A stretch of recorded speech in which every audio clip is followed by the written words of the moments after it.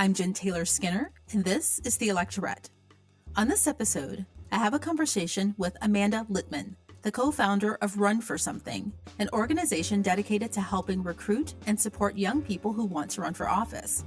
Amanda joins me to talk about the recent spate of book bans, which have taken place all over the country. It's a movement driven by conservatives, and it's responsible for banning books by authors like Judy Blume and Margaret Atwood, though the majority of books that have been targeted are written by people of color and LGBTQ authors. Not only do conservative book bans rob Americans, and in particular American children, of a chance to learn about diverse experiences and cultures, but it also keeps them from viewing the world through a lens that's different from their own. The conservative myopic focus on things like book bans means that they've completely abandoned other legislative responsibilities, like working to curb gun violence, for instance, or improving healthcare. Amanda and I discuss the long-term implications of this.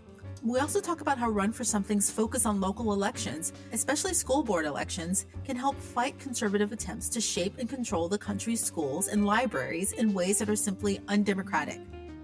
So without further ado, please enjoy my conversation with Amanda Litman. Amanda Litman, welcome. Thanks for having me. So I recently read a really worrying statistic about book bans. It was a report from the American Library Association. And according to their records, book bans were up by 38% in 2022 when compared to the previous year. And when I think about that number, the first thing that comes to mind is the incredible amount of energy and money and legislative time being poured into something that has, no material benefit to the lives of children. Right. And that isn't anything new for conservatives. They haven't actually been focusing on legislation, especially in relation to children. I mean, if they really wanted to help children, they would, focus on guns, maybe in schools, or they would have kept to, vote to keep the child tax credit. It was lifted, millions of children out of poverty. But, they're banning Judy Blume and the Diary of Anne Frank. And what happens is that leaves Democrats in a really precarious situation where they're actually fighting on two fronts. They're fighting to keep harm from spreading, right? And in this case, with kids, right? And they're fighting for legislation to help constituents, right? And at this point, the legislation that they're passing, they're fighting for the entire country because no one else is passing legislation or even thinking about legislation. Do you foresee a time when Republicans will, begin to care again about having a legislative agenda, actually having policy? And what does that even look like? Like, how will that happen? Not the modern Republican Party, not the current iteration of the Republican Party. I think this is one of those things that really surprises people who maybe have checked out a little bit, or even like donors and pundits who, say we really need a bipartisan solution. Like, we really need to come together as two parties to unite to solve our problems. It's like, yeah, it would be actually really good for democracy if Democrats had a partner in governing. If the problem was that we can't disagree about how to get people health care or how to best educate our kids or how to fully fund our schools, it would be really excellent if there was a vibrant debate around how to best serve the American people. But we're seeing this in Congress right now with the Republican Party's inability to pick a speaker. They don't have their shit together. They don't have a vision. And their disagreements are not about any particular policy. Their disagreements are fundamentally about whether or not the government should exist at all in many ways. So I don't think with the modern iteration or the current iteration of the Republican Party, we're going to get good faith partners in governance. But I do think there is an opportunity over the next election cycle, both 2023 and 2024, to really hold them accountable for the fact that they don't have a vision, that they don't have an idea of what they want this country to look like. Right. I can say this. I know that I'm looking at this through a biased lens as, a progressive person, as a Democrat, that even if they did have a policy agenda, I probably wouldn't agree with it. Yeah. So if anything gets passed, it's from my side. But, I know that isn't a healthy government, right? I mean, so what materially do Democrats lose by being the only legislative, party in this country? Like, what do we have to lose here? I mean, often it seems like we're responsible for saving them from themselves. Again, back to the speaker vote. It was like, why didn't Democrats save Kevin McCarthy? Kevin McCarthy only maybe will say that Joe Biden was legitimately elected in 2020. This is not a guy who's an active fighter for democracy and is doing good work. The fact that we are often put in the position of having to save them from themselves makes us feel like, and often seem like, the responsible parents or the mean parents even scolding the naughty child. One, that's not how we parent anymore. But two, That's just like not how you get things done for people. I think it puts us in a position where we then end up having internal party arguments against ourselves, which is sort of silly because none of this stuff is going to come to fruition anyway. Right, right. That's a really good point. These internal arguments. Now, I wonder if we could get bigger and better things if half of our energy wasn't spent kind of playing the parent, right? Bigger climate change packages, bigger anything, really. But let's talk about the books that are being banned, right? Again, looking at that report from the American Library Association, the vast majority of those books were about or by members of the LGBTQ community, people of color, Black people. And that, again, isn't new. Book banning has always targeted those marginalized groups. You can look all the way back to Uncle Tom's Cabin or those books and pamphlets that were, discussing abortion or about birth control. But women and people of color can vote now. So it just doesn't make sense to me for conservatives, again, to target constituencies who will soon make up the majority of the voting electorate, right? So they're trying to suppress the history through these book bans. They're trying to suppress the history of women and people of color and Black people who they purport to want to gain their votes, right? And this just isn't logical to me. So what are they doing exactly? I mean, maybe they don't know what they're doing. Well, I actually don't think they need or want women and people of color's votes. They want to suppress the vote such that it's only really white men who count. I think more broadly, they're trying to make sure that what kids are learning in school, the kind of education they're getting, the kind of history they're learning, the exposure to diverse backgrounds and to their own stories is really limited. Because if you can shape what kids are learning in schools, you can shape the kind of citizens they grow up to become. Now, it's worth naming this is wildly unpopular. Every library, which is an organization that works in support of libraries, did a poll last fall, and I imagine the numbers have only gone up here. Half of all voters, 50%, believe there's absolutely no time when a book should be banned. 41% think there's only rare times. Even 31% of Republicans said that there's absolutely no time when book banning is appropriate. Book banning is not popular. Book banning is very loud, but is not popular. And it's actually not happening by a majority of people either. The Washington Post looked at all of the challenges to books that were put out last year and found that 60% of them came from just 11 people. In Florida, something like 70% came from just 2 people. This is not like a grassroots movement of millions standing up in support of banning books. This is a very, very, very loud, very, very, very small minority that is making life hell for millions. Yeah. Let's look at that actually, because I actually don't remember the genesis of this latest book ban movement, right? It seems to materialize out of nowhere. And I know that PEN America did put out a report, and I'll put all of the links to the reports in the show notes, where they identified 50 organized censorship groups, right? 50 sounds like a lot, but it could be like 2 people in a single group. Who knows? But it isn't the majority of people. But 50 organized censorship groups are responsible for the book bans, right? And the latest book bans. And 73% of those were formed in 2021. So do we know who is behind those censorship organizations? Like, where did they come from? Who's behind them? There's a theory of the case here that a lot of this started in 2020 when parents all of a sudden had more exposure to what their kids were learning in schools because COVID shut schools down. Right. There was a lot of anger about that, whether it was right or wrong. Hindsight is 2020. The fog of the pandemic was a very confusing time to making decisions.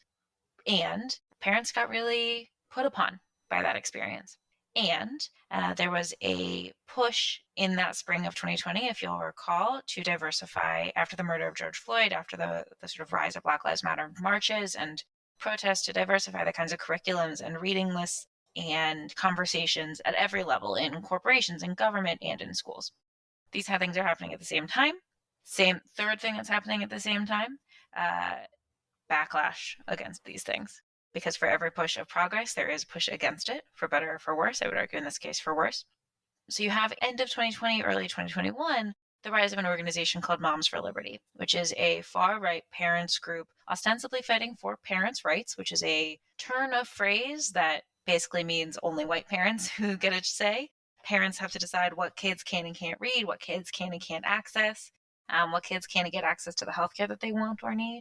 They really push discrimination and bigotry, and ultimately are funded by Republican mega donors and working in partnership with Republican institutions that are trying to undermine public education. So over the last 3 years, what we've seen is a rise of Moms for Liberty and coordinated groups pushing things like, at first it was anti-CRT in schools, which they were never teaching critical race theory in schools. This was a fool's errand. Then it became anti-vaccine mandates, and it became big mad about the idea that there are litter boxes for kids dressed up as cats in a school, which like was never a thing. Right. Now it's big mad about books because that's a clear, concrete action that they can give their voters and their activists ahead of a potential election. And what I think, taking a step back, all of this is about is raising the salience of the identity of parent.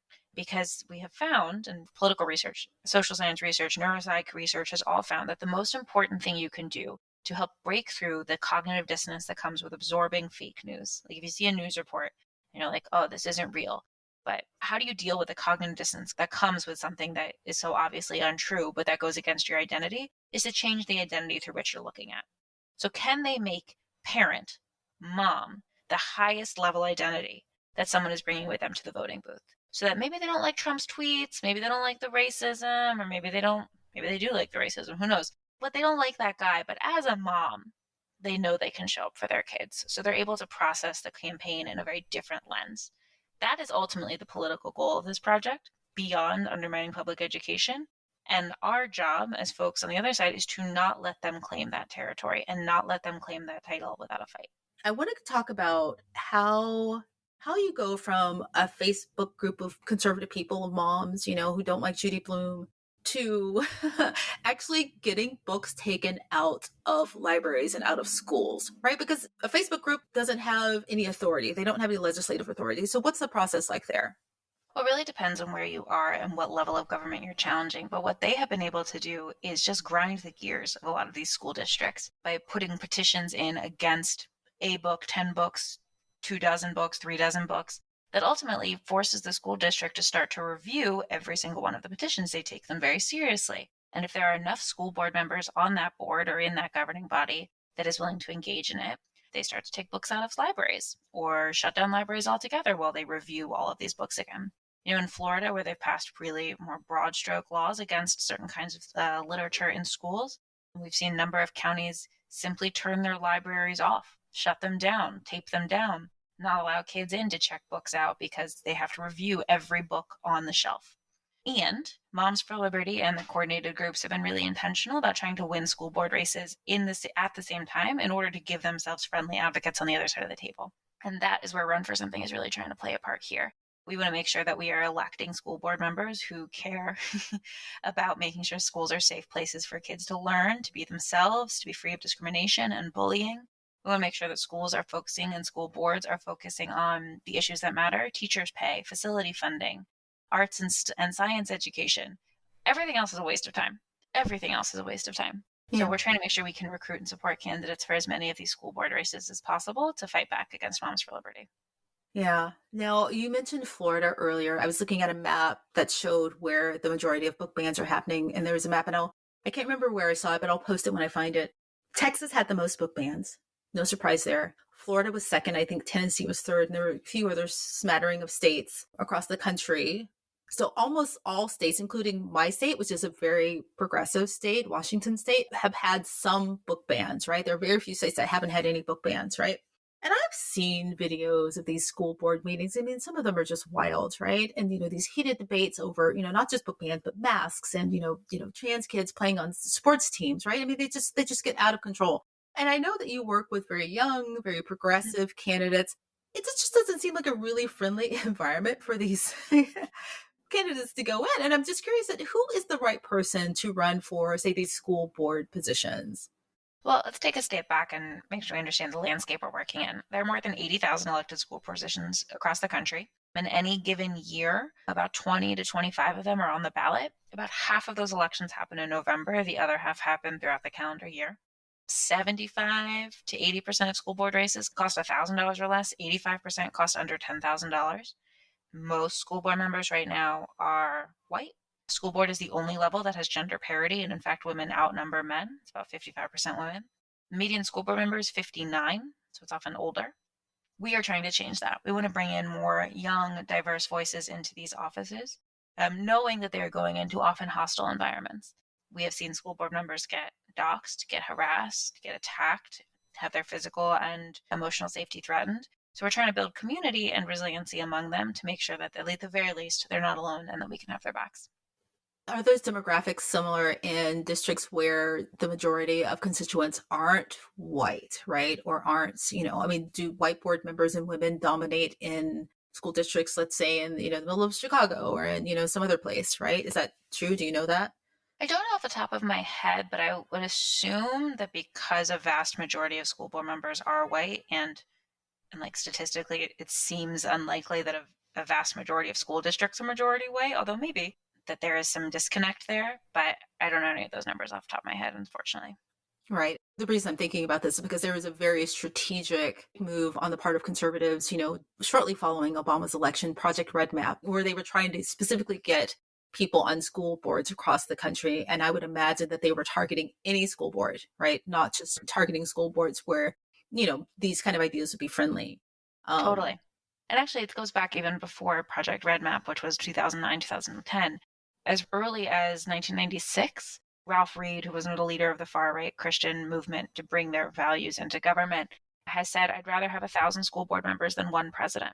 They knew what they were doing. This is a decades-long effort, and it is paying off in many ways. We have a chance to stop it. So what do you say to people who say, and you hear this a lot online, and I'm sure you hear this in in-person debates too, they say, well, it's just a red state. It's just Texas.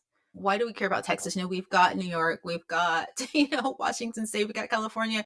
You live in Texas. This is the government you get. The kids aren't going to see all the books. Like, what's the problem with that argument? What happens in a red state or a red county never stays in that red state or red county, both figuratively and literally. Texas is a good example because Texas is one of the biggest markets for textbooks. They are often getting line item veto. Their Texas State Board of Education in particular has line item veto power over what appears in those textbooks. They have done things like in the past, change how we talk about the Alamo, change how we talk about African American history, change the way you talk about the Second Amendment in these textbooks, which then often get sold to other districts outside of Texas. So on a very literal level, you are having crazy Texas Republicans determining what your kids could be learning in other states. We have also seen across the country school board challenges or school board book ban challenges that are successful in places like Texas pick up steam in other communities. If they work there, they'll work elsewhere. And in fact, the superintendent of education in Oklahoma, this guy, Ryan Waters, who is crazy and is partnering with Moms for Liberty as like a real culture warrior, he wants to put Bible verses in every public school. Oh, goodness. He's really cuckoo bananas. He has specifically said he's taking his cues from what he's seeing in other states, and Republicans in other states are watching him to see what he can get away with. If he's able to push the boundaries of what's possible, they can at least go a little bit further. The final piece here is that even in Florida, we just saw, I think earlier today, Seminole County has removed a couple dozen books from their libraries, not because they've been challenged in that county, but because other counties have seen them challenged, because other counties are dealing with this. What happens in these places never stays in these weird places. Separate from all of that, even if you're like, oh, I think my kids will be fine, or I don't have kids in public schools, like, don't you think Texas kids deserve a good education? Exactly. They're going to grow up to be the future voters, and they deserve a good education. Right. It's not fair to those families and those kids who are in those states, right? Whether they choose to stay or whether they choose to leave. If you have a right to live anywhere in this country. If you like Texas, you like Florida because you like the coast, great, stay there. And you have a right to have, the same books and the same education as people on the East Coast or on the West Coast. So I agree with you there. But then also, just anecdotally, I know it's true that they spread because frankly, when I looked at that map, I was surprised to see that there have been book bans again in my very liberal, very progressive state of Washington. And the same thing, I saw a similar map with abortion bans, which is a very good thing to compare because I think a lot of people, naively assumed that that would stay, those bans, local level bans would stay in those red states. And it didn't. Like if you look at a map of where abortion bans have happened, it's all over the country, right? It's happened all over the country. And the reason abortion is now, at threat nationally is because it started in a red state, because Mississippi pushed a law through their state legislature to ban abortion that made its way to the Supreme Court and then became a national consequence.